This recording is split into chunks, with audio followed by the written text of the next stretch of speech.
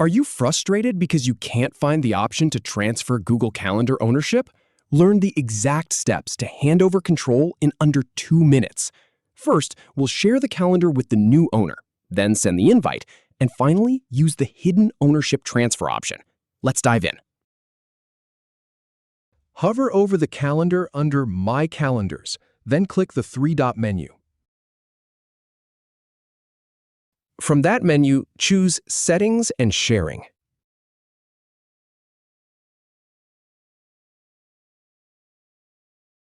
Scroll down to the Shared With section and click Add People and Groups.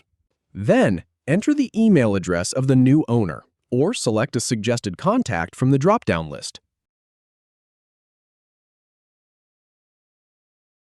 After that, click Send to invite them.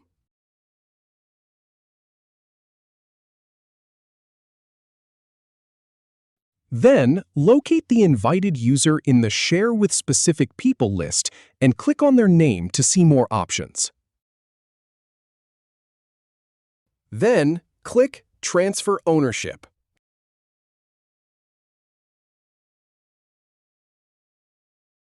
Click Transfer Ownership again to confirm.